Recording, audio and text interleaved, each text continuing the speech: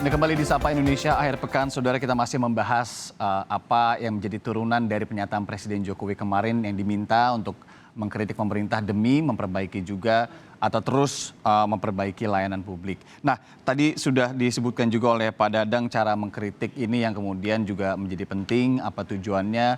Kalau Pak Dadang melihat dari sisi komunikasi, cara mengkritik yang sesungguhnya baik di alam yang juga sekarang banyak sosial media ini seperti apa, Pak Dadang?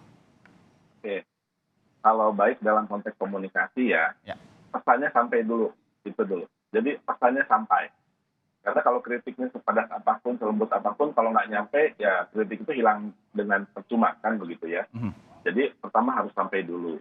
Kedua, begitu sampai, kan ada semacam kesepahaman bahwa kritik yang dimaknai oleh si pengkritik dengan yang dikritik itu maknanya sama, sampai dengan makna yang sama. Selanjutnya adalah respon gitu, responnya mau seperti apa dari si pengkritik. Jadi si yang mengkritik dengan yang dikritik ini tidak akan lepas dari konteks sosial gitu ya, konteks sosial.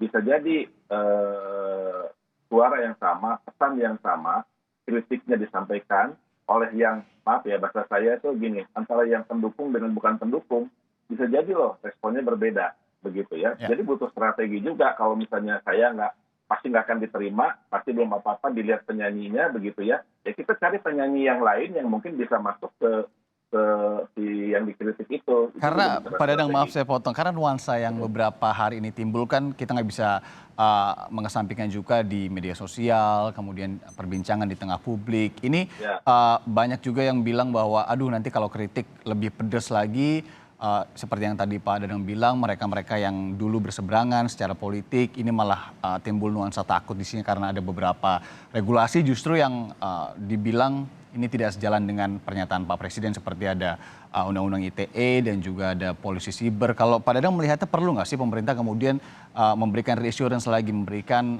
pernyataan yang juga mengencourage masyarakat lagi untuk enggak kok, nggak akan kayak begitu misalnya.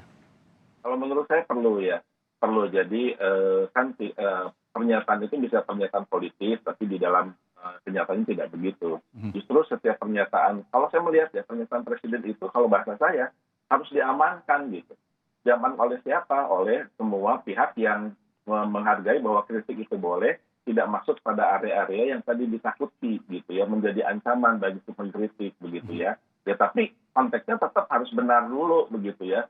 Kalau benar ya jangan takut begitu. Cuman masalahnya ada konteks sosial lain, masa lalu, trauma. Kalau Kang Yosi, saya panggil Kang Yosi sekarang gitu ya, ada polarisasi misalnya, itu yang kemudian tidak pernah hilang. Sekarang pun betul kata Kang Yosi, nggak bisa dibuktikan. Tapi kalau saya buka channel media sosial, apapun YouTube misalnya, Ya. udah kelihatan nih isunya kemana begitu. Nah oleh karena itu menurut saya setuju bahwa di samping pernyataan presiden harus ada semakin penguatan.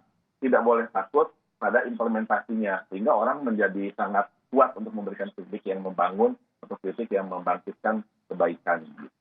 Ya, kalau Anda melihat sekali lagi Pak Dadang sebelum saya ke Bung Yosi, perlu dong kemudian ada apa ya, edukasi untuk mengkritik dari pemerintah itu sendiri. Karena yang di tengah-tengah masyarakat kan ada yang memahami bahwa takut, ada juga yang justru oke lah kita akan kasih kritik lebih pedas.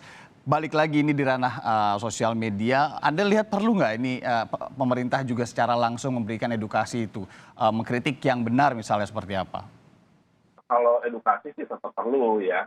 Edukasi yang dilakukan oleh Kang Yosi juga perlu, sehingga kan kalau edukasi itu sampai, kemudian kritik itu bisa dilakukan bisa tepat sasaran gitu. Menurut saya sih sangat perlu. Kan ada yang penting begini, kritik itu kalau bahasa teorinya, konsepnya itu ada ethos, pathos, dan logos gitu ya. Disampaikan secara benar, kemudian orang yang menyampaikannya juga mempunyai kepercayaan, dan logik gitu. Logik itu salah satunya adalah benar, tepat gitu, tidak hanya sekedar menyampaikan begitu. Saya pikir perlu edukasi itu, tidak sebagai bentuk supaya menghaluskan, tetapi supaya tepat sasaran. Kalau bahasa komunikasi itu Tepat sasaran. pesannya sampai gitu. Oke, pesannya sampai tadi ya. Saya kembali ke Bung Yosi.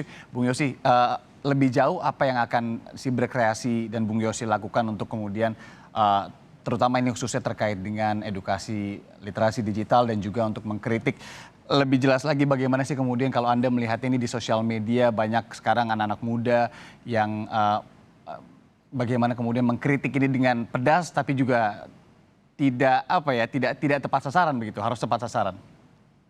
Iya, kalau di literasi digital sendiri kan salah satu perilaku yang ingin dilahirkan di sosial media atau di internet dalam rangka membangun digital nation adalah justru bersikap kritis. Kritis apa yang kita menyaring, apa yang kita baca, kita menyaring apa yang kita posting. Ya. Jadi itu sikap kritis perilaku yang kita ingin hadirkan atau hasilkan dari lewat literasi digital. Nah, mengkritisi itu adalah bagian dari sebenarnya orang yang cerdas bermain sosial media atau internet ya, karena dia following terus perkembangannya pemerintah gitu. Jadi dia bisa mengkritisinya sesuai tepat sasaran karena dia tahu perkembangannya, ya kan? Kan sekarang banyak yang cuman jump in di tengah gitu loh. Misalnya pemerintah mengeluarkan sebuah undang-undang gitu ya. Kita bisa mengerti sesuatu yang mendadak itu pasti tentu saja akan melahirkan sebuah reaksi gitu loh. Wah, ini kok kayaknya kurang disosialisasikan masyarakat. Misalnya ini contoh ya, kemarin kan begitu beberapa undang-undang itu kan cepat sekali ya prosesnya ya, sehingga akan melahirkan reaksi. Kenapa harus apa enggak ini? Apa keuntungannya buat masyarakat? Apakah justru malah merugikan? Nah, ini kan banyak yang sebenarnya memberikan kritikan kepada pemerintah, walaupun dengan ada yang caranya benar, ada yang caranya penuh dengan kebencian. Apalagi kalau sudah beragenda, kalau kita balik lagi tadi kan, dia di balik kritikannya itu dia ada penggiringan opini. Nah, ini yang perlu kita waspadai juga. Makanya dalam literasi digital itu ya kita mesti bisa membedakan, bukan saja membedakan mana yang hoax, disinformasi, mal informasi, tetapi juga bisa membedakan mana yang benar-benar pendapat yang objektif, mana yang penggiringan opini. Nah, itu yang salah satunya perlu ditekankan lagi di sini dalam hal mengkritisi. Nah, di sisi lain, nah ini kalau saya mau nambahin sedikit, di sisi lain ini yang masih lucu sih sebenarnya, karena kan ini ajakan mengkritisi ini untuk pemerintah. Tapi kalau kita lihat beberapa video siaran langsung di misalnya contohnya DPR MPR, mereka sendiri secara internal kadang-kadang belum memberikan teladan juga untuk menyikapi kritikan. Ya kan, kalau ada yang tidak disetujui bisa berdebat panas di situ, bahkan sampai walk out. Nah, ini kan jadi akan memberikan gambaran juga nih, sesiap apa sih sebenarnya pemerintah dikritik, sedangkan kalau bereaksi di dalam gedung sendiri masih seperti itu gitu ya. Ada yang walk out, kalau udah tidak setuju ya walk out gitu. Nah, kalau kita kritik terus nanti pemerintahnya juga jadi baper terus walk out, tidak menanggapi kritikan kita juga bisa terjadi dong. Wajar kalau ada pemikiran seperti itu ya kan? Oke, Bung Yusi, kalau dari pengalaman Anda sejauh ini juga bagaimana sih mengajak kemudian netizen atau masyarakat ini bijak bersosial media ini sulit nggak sih? Sesulit apa sih? Kita ini percaya betul di siberkreasi bahwa literasi digital itu sesuatu yang harus over komunikasi. Artinya begini, harus diingatkan lagi. Kenapa demikian? Karena dalam kenyataannya selain cybercrime-nya terus meningkat, tapi kita juga melihat bahwa di lapangan itu selalu bilang gini, people who knows better doesn't mean they will automatically do better. Orang yang tahu apa yang lebih baik belum tentu secara serta-merta akan melakukan hal yang baik. Ya, paling gampang memberikan contoh adalah di lalu lintas saja. Kita tahu peraturan lalu lintas apa yang harus dilakukan, apa yang tidak. Tapi kalau kita buru-buru, ya kita sepakat untuk melanggarnya. Misalnya seperti itu. Sama halnya di sosial media. Udah dikasih tahu bagaimana caranya membedakan hoax. Tapi di grup keluarga kita masih suka menemukan hoax beredar. Misalnya seperti itu ya. Jadi ini harus over komunikasi. Satu, ya. Jadi over komunikasi itu sudah dikasih tahu kemarin, kasih tahu lagi. Nah, makanya supaya tidak bosan, caranya harus bermacam-macam. Tentu saja ada ya webinar itu yang sesuatu yang umum lah, kelas-kelas literasi digital. Tetapi kita juga menggunakan pendekatan lain, misalnya kita membuat konten, iklan layanan masyarakat yang musical, atau mungkin konten-konten yang sedikit komedi, pendekatan yang berbeda-beda lah. Tentu saja pesannya mungkin sama. Sehingga akhirnya pemahaman orang itu yang tadinya di permukaan, karena setelah berulang kali dikomunikasikan, mungkin bisa lebih dalam lagi. Targetnya itu adalah gini, meliterasi untuk melahirkan peliterasi. Artinya jangan cuma tahu, tetapi kita juga mau menjadi contoh. Kita juga mau mengajarkan di keluarga kita minimal tentang literasi digital ini. Oke, Pak Dadang, terakhir mungkin pesan juga untuk masyarakat, terutama ini dalam berkomunikasi, menyampaikan kritik, terutama juga tadi di sosial media. Dari Anda, Pak Dadang? Ya tentu masyarakat jelas ya harus terus memberikan kritik, jangan takut begitu ya. Tapi memang perlu ada semacam jaminan. Jadi undang-undang peraturan itu bisa menjadi sebagai ancaman, bisa menjadi perlindungan, bisa menjadi upaya kita untuk memperbaiki kondisi sosial. Kalau media mengkritik, menyampaikan beritanya, kemudian ada yang tersinggung, masih bisa dilindungi oleh undang-undang pers, undang-undang 40.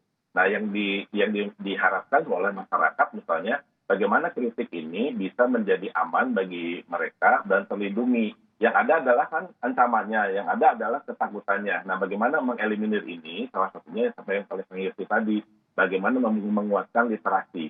Literasi dalam konteks komunikasi secara umum, mau literasi media, literasi digital, dan sebagainya. Sampaikanlah dengan tepat, sampaikanlah dengan benar, berstrategi boleh. Kan ada tiga, ada masyarakat yang menyampaikan, ada media yang menyampaikan, ada juga oposan yang menyampaikan. Pasti respon, timbulan dan responnya akan berbeda. Saya berharap masyarakat tidak kapok, tapi juga dibutuhkan kepastian dan perlindungan kepada masyarakat yang menyampaikan kritik dengan benar, walaupun tidak menyampaikan solusi. Jadi jangan harap bahwa masyarakat selalu ada solusinya. Biarlah masyarakat menyampaikan timbulan yang bisa direspon solusinya salah satunya oleh masyarakat, oleh pemerintah. Begitu. Ya, tentunya kita harapkan literasi digital di sosial media, apalagi zaman sekarang seperti ini, banyak juga generasi kalau kata orang generasi Z yang sudah melek juga di sosial media.